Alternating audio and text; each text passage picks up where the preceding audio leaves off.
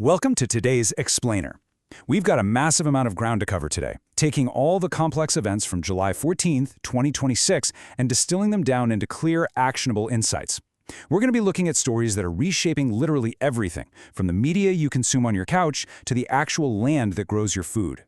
So ask yourself this: what in the world do Hollywood mergers, AI data centers, and the US tax code all have in common? On the surface, absolutely nothing, right? But as we dig into the primary sources today, you're going to see that these seemingly random headlines are actually deeply interconnected. They're part of this massive ripple effect that's reshaping our economy, our laws, and everyday life.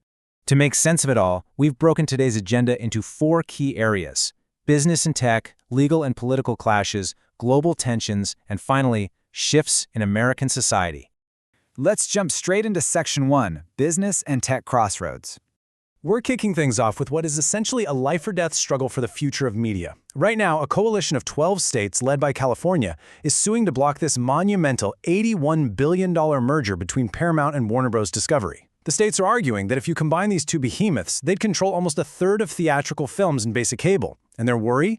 That it's going to lead directly to higher streaming prices and less content for you, the viewers sitting at home. But on the flip side, Paramount is fiercely defending the deal. They say this kind of consolidation isn't just nice to have, it's absolutely essential if they're going to survive against streaming giants like Netflix and Amazon. Meanwhile, a totally different kind of corporate expansion is happening far away from Hollywood, right in the heart of rural America. Philip Nelson from the Illinois Farm Bureau really hit the nail on the head. He said it's almost like the Wild West to see who gets there first. Now, he's not talking about oil. He's talking about land for AI. You've got an estimated 5,000 data centers either finished or being built right now across the U.S. to fuel the massive ambitions of artificial intelligence companies. And the sheer scale of these projects, it's honestly hard to wrap your head around. Take Meta, for example. They've scaled up a data center project in Northeast Louisiana to 5 gigawatts of computing capacity. To put that into perspective, that is enough electricity to power multiple major cities, and it's costing over $50 billion. Because these tech sites require massive amounts of flat land, they are directly encroaching on prime agricultural territory. So what we're seeing is this emerging battle for natural resources. It's putting tech companies in direct conflict with the agricultural industry. Tech advocates say, look, we use highly efficient hybrid cooling systems and we bring major revenue to small towns. But ranchers, like Montana's Clint McRae, they're looking at this and worrying that these water-intensive facilities will drain the local supply needed for cattle, especially when severe droughts hit. It's a profound tension between building our digital future and protecting our food supply. Moving on to Section 2, legal and political clashes. Let's start with a really highly publicized clash involving the White House and the IRS. A federal judge just delivered a scathing 56-page rebuke of President Trump's $10 billion lawsuit against the Internal Revenue Service. Judge Kathleen Williams ruled that the lawsuit was filed in bad faith, essentially an attempt to manipulate the judicial process and unlawfully secure a nearly $1.8 billion anti-weaponization fund from American taxpayers. Now, to really understand this case, we have to look neutrally at both sides here. On one hand, the judge asserts that the suit unlawfully tried to end all pending tax audits of the president and his businesses by letting the president effectively negotiate a settlement with his own administration. But on the other side, the Trump team's defense argues that this lawsuit was a necessary step. They say they were trying to hold a rogue IRS employee, Charles Littlejohn, accountable for illegally leaking the president's private tax information to the media. So you have two vastly different interpretations of a deeply consequential legal battle. Shifting gears over to the ballot box, the Supreme Court has recently allowed the elimination of a Democratic-leaning black congressional district in Alabama. Because of these redrawn borders, the political reality of the 2nd District has completely flipped. Under the old map, it was a plus 18 margin for Kamala Harris. Now, it's a plus 14 margin for Donald Trump.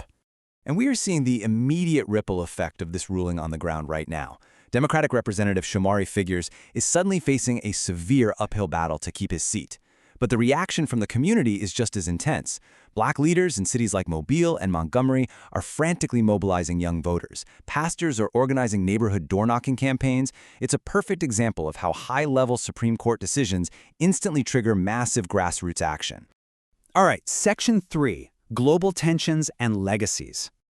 The late Senator Lindsey Graham's final whirlwind diplomatic sprint offers a fascinating behind-the-scenes look at how foreign policy is forged in real time.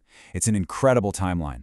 It starts with him celebrating his 71st birthday at a NATO summit in Ankara, Turkey, pushing a sweeping Russian sanctions bill. From there, he takes a grueling 10-hour overnight train ride directly into a war zone, ending with a final push for Ukrainian support outside St. Michael's Monastery in Kyiv, just days before he passed away.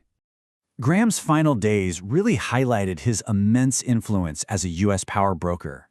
He actually managed to secure vital commitments for Ukraine, partly by helping facilitate a constructive meeting between President Trump and Ukrainian President Zelensky. But in a surprising pivot, Graham also advocated to ease long-standing U.S. sanctions on Syria to support its new leader, Ahmed al-Sharaa. He urged allies to give the new government a chance to rebuild their war-ravaged economy. Okay, I want you to look at this number. 352 million. That is massive. That is the number of barrels of crude oil, which is nearly half the capacity of our national stocks that have been drawn from the U.S. Strategic Petroleum Reserve over the recent Biden and Trump administrations to combat soaring domestic gas prices. And here is exactly why that massive drain matters today. The heavy wear and tear on those Gulf Coast salt caverns becomes critical when a new crisis erupts, and one just did. President Trump is reimposing a shipping blockade and launching military strikes against Iran over control of the strategic Strait of Hormuz. Because of this standoff, Brent crude prices just jumped 9.6%. With our strategic reserve already strained by those 352 million barrel withdrawals, the U.S. might have a much thinner buffer to protect you, the consumer, from this threatened energy market volatility. Finally, Section 4, Shifts in American Society.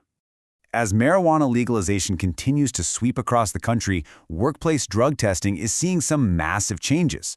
Quest Diagnostics is reporting a 60% jump since 2021 in positive marijuana hair tests among workers. It's hitting 15%. Because use is so widespread now, employers, even major Wall Street firms that used to demand strictly straight-laced candidates, are completely dropping their pre-hire marijuana testing just to keep enough people in their applicant pools. That's a pretty huge cultural shift in corporate America, wouldn't you say? Over in healthcare, we have a deeply impactful story for families. A federal appeals court just revived over 500 lawsuits alleging a link between the use of acetaminophen, which is the active ingredient in Tylenol, during pregnancy, and neurodevelopmental disorders like ADHD and autism. Now, the plaintiff's experts argue there is a scientific link that a jury needs to look at. However, the drug's manufacturer, Kenvue, vigorously denies this. They cite independent science showing no proven link, and they've got the backing of major medical groups who have recommended the drug for years. Meanwhile, a controversial federal immigration enforcement operation in Maine is making national headlines.